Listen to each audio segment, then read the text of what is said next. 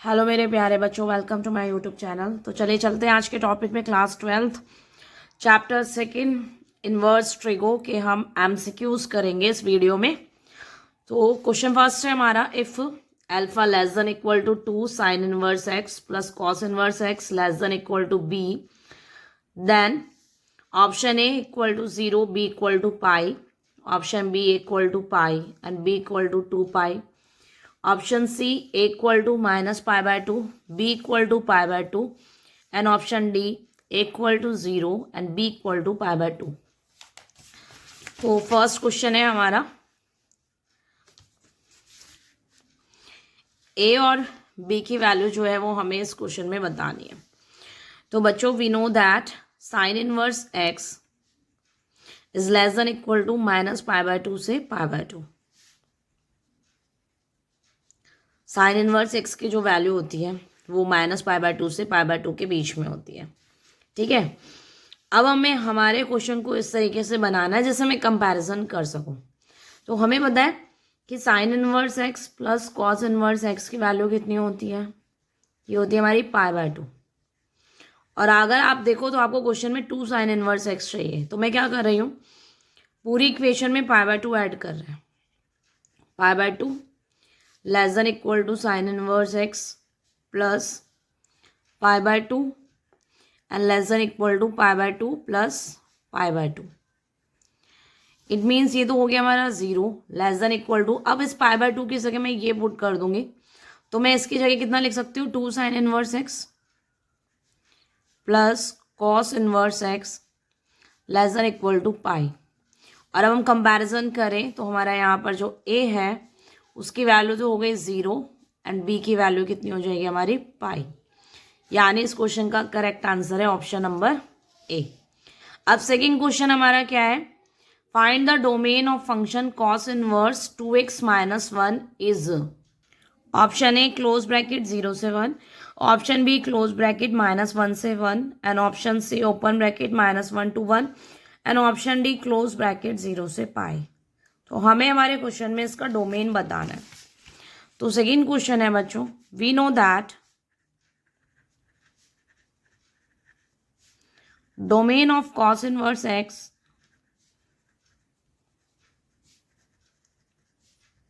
Is -1 to 1 close bracket. Cos inverse का जो domain होता है वो -1 से 1 होता है। तो हमें डोमेन निकालना है कोस इनवर्स 2x माइनस 1 का, यानी जो भी एंगल है वो -1 से 1 के बीच में होगा।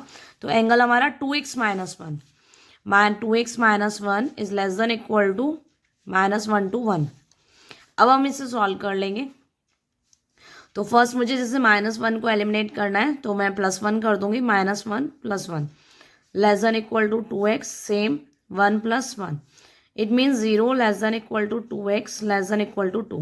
अब अगर आपको यहाँ से 2 हटाना है तो 2 से डिवाइड दोगे तो 0 less than equal to x less than equal to कितना हो गया 1। यानी कि हमारे क्वेश्चन का जो आंसर आ गया, डोमेन आ गया क्लोज ब्रैकेट 0 to 1। तो ऑप्शन ए इसका करेक्ट आंसर है। अब क्वेश्चन नंबर थर्ड है हमारा कि sine inverse x plus sine inverse y की वैल्यू है 2π/3। तो हमें cos inverse x plus cos inverse y की वैल्यू बतानी है। क्वेश्चन नंबर थर्ड में बच्चों sine inverse x plus sine inverse y, इसकी जो वैल्यू हमें गिवन है वो है 2π/3। हमें फाइंड करना है cos inverse x plus cos inverse y की वैल्यू। ये 4 ऑप्शन आपके सामने है। तो बच्चों कॉस इनवर्स एक्स, हमें अभी मैंने जस्ट फॉर्मूला बताया आपको कि sine inverse x plus cos inverse x की जो वैल्यू होती है π/2 होती है। यानी मुझे अगर साइन इनवर्स की जगह कोस इनवर्स लाना है तो मैं कितना पुट करूंगी, साइन इनवर्स के प्लेस पे π/2 minus cos inverse x, π/2 minus cos inverse x. Similarly sine inverse y की जगह π/2 minus cos inverse y equal to कितना हो गया 2π/3। नाउ π/2 हो गया हमारा pi minus 2π/3 equal to negative sign उधर ले जाके पॉजिटिव कर देंगे, cos inverse x plus cos inverse Y.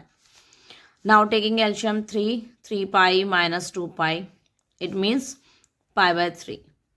तो हमारे क्वेश्चन का आंसर हो जाएगा π/3। क्वेश्चन थर्ड का आंसर है π/3, ऑप्शन बी इसका करेक्ट आंसर है। Now question number fourth, if cot inverse 3x plus 5 is greater than π/4, find the range of value of x। चार ऑप्शन हमारे सामने है, माइनस इन्फिनेटिव से 1/3, माइनस इन्फिनेटिव से -π/4, -4/3 से इन्फिनेटिव एंड 1/3 से इन्फिनेटिव। अब हमें क्वेश्चन में गिवन क्या है, cot inverse 3x + 5 greater than π/4, हमें x की रेंज फाइंड करनी है। तो इस टाइप के क्वेश्चन को हम कैसे करेंगे बच्चों, अगर हम देखें, अच्छा हम पहले क्या करते हैं, दोनों तरफ कोट ले लेते हैं, या ऐसे कह दूँ कॉट इनवर्स इधर शिफ्ट हो जाएगा, या कोट ले लेते हैं। देखो सबसे पहले तो हमें ये समझना पड़ेगा कि कॉट इनवर्स जो फंक्शन है वो डिक्रीजिंग फंक्शन होता है। देखो डिक्रीजिंग फंक्शन का मतलब क्या होता है, जैसे मान लो मैं वैल्यू पुट करूँ, कॉट 0 होता है हमारा इन्फिनेटिव, कॉट 0 पे इन्फिनेटिव होता है, फिर उसके बाद कॉट 30 डिग्री की बात करें तो √3 होता है, कॉट 60 डिग्री की वैल्यू 1/√3 आ जाएगी, और इस तरीके से कॉट 90 डिग्री की वैल्यू आ जाएगी 0। यानी कि हम देख रहे हैं कि जब हम एंगल में वैल्यूज़ डालते हैं तो आपको डिक्रीजिंग ऑर्डर में वैल्यू मिलती है, यानी वैल्यू घट जाती है। तो यानी कि कॉट एक्स का ग्राफ कैसा है हमारा, डिक्रीजिंग। अगर मैं इसे ग्राफ से समझाऊं, कॉट इनवर्स एक्स का अगर हम ग्राफ बनाएं तो आप देखोगे यहाँ पर हमारा आ गया π/2 एंड यहाँ है पाई। तो हम अगर देखें तो कॉट π/2 पे कॉट की वैल्यू होती है 0, और वो 0 पे जाता है इन्फिनेटिव, यानी धीरे धीरे इस तरीके से इन्फिनेटिव, इस तरीके से कॉट का ग्राफ बनता है। कॉट का जो ग्राफ है इस तरीके से क्या हो गया, डिक्रीज हो जाता है। तो ये डिक्रीजिंग फंक्शन है, यानी कि जहाँ पर मान लो कोई पॉइंट x1 है और यहाँ कोई पॉइंट x2 है, x1 पर हम फंक्शन की वैल्यू देखें तो यहाँ फंक्शन की वैल्यू ले रहे हैं, और x2 पर अगर आप देखो तो यहाँ f(x2) है, फंक्शन की वैल्यू यहाँ f(x1) आ रही है ऊपर, यहाँ f(x2), यानी अगर हम देखें कि x1 की वैल्यू तो x2 से छोटी है, x1 बड़ा है कंपैरिजन में, लेकिन f(x1) की वैल्यू बड़ी है f(x2) से। तो इस तरीके से कॉट इनवर्स का जो ग्राफ होता है वो कैसा होता है, डिक्रीज होता है। अब इसकी हेल्प से हम इस क्वेश्चन को सॉल्व करेंगे। वो कैसे करेंगे, तो अब ये क्वेश्चन कैसे सोल्व होगा बच्चों, ये इस तरीके से सोल्व होगा। हम क्या कर रहे हैं, हम कोट ले रहे हैं दोनों तरफ, तो कॉट इनवर्स 3x + 5 और ये हो जाएगा कॉट π/4, यानी कि 3x + 5, ये साइन चेंज हो जाएगा, डिक्रीज फंक्शन में लेस देन आ जाएगा हमारा 1। देखो ऐसा क्यों हुआ, मैं एक बार दोबारा एक्सप्लेन करूँ इस क्वेश्चन को। अच्छा क्वेश्चन है ये, अभी जस्ट हमने ग्राफ बनाया था π/2 एंड यहाँ पर पाई, इस तरीके से कॉट का ग्राफ बना।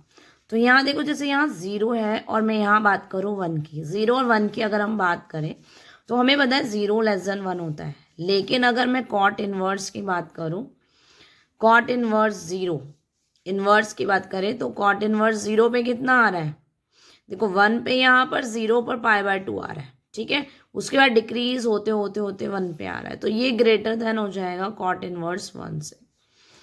तो जो डिक्रीज फंक्शन है उसमें साइन क्या हो गया, चेंज हो गया, तो हमारा यहाँ ग्रेटर देन था, तो 3x + 5 कैसा हो जाएगा, less than 1। It means 3x कितना हो जाएगा, 1 - 5, तो 3x हमारा हो जाएगा -4 एंड x लेस देन -4/3। और जो रेंज आएगी फंक्शन की वो क्या हो जाएगी हमारी, x की वैल्यू कितनी है, -4/3 से कम, तो कितना आ जाएगा हमारा आंसर, -∞ से -4/3। ये हमारे इस क्वेश्चन का आंसर है। ऐसे ही बच्चों सेकेंड क्वेश्चन है हमारे पास, नेक्स्ट क्वेश्चन है, मैंने इसमें MCQ नहीं बनाया, नॉर्मल एक क्वेश्चन है। If tan inverse x plus 1 upon में √3 लेस देन π/3, सेम क्वेश्चन है, वो कॉट इनवर्स में था, ये tan इनवर्स में है। तो हमें रेंज बतानी है फंक्शन की। मैं क्वेश्चन लिख रही हूँ यहाँ पे एक बार, tan inverse x plus 1 upon में √3 और लेस देन कितना हो गया π/3।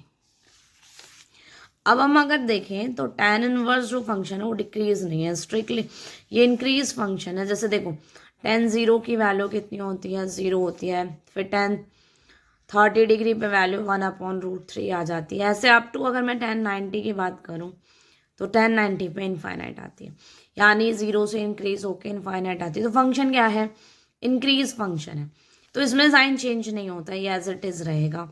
यहाँ पर x प्लस 1 अपॉन में √3 लेस देन कितना हो जाएगा tan π/3, tan π/3 हमारा होता है √3, यानी कि x प्लस 1 इक्वल टू कितना हो जाएगा 3 और साइन एज इट इज रहेगा, लेस देन कितना हो गया 2, तो यानी कि 2 से कम। तो इसमें जो फंक्शन की रेंज आएगी, x की जो रेंज आएगी वो हमारी आएगी -∞ से 2। ये हमारे इस क्वेश्चन का क्या हो गया, आंसर हो गया। अब ये नेक्स्ट क्वेश्चन बच्चों आपके लिए है, if sine inverse 2x plus 1 π/6। इसमें मैंने MCQ नहीं बनाया है, मतलब आपको ऑप्शंस नहीं दे रखे हैं। If sine inverse 2x plus 1 greater than π/6 find the range of value of x। इस क्वेश्चन का आंसर आप कमेंट में जरूर दीजिए। अगर नहीं आए तो प्लीज़ बताना, मैं इस क्वेश्चन के ऊपर दोबारा से नेक्स्ट वीडियो में इस क्वेश्चन को सॉल्व करेंगे। तो आज की वीडियो में इतना ही। थैंक यू सो मच बच्चों, पढ़ते रहो बढ़ते रहो।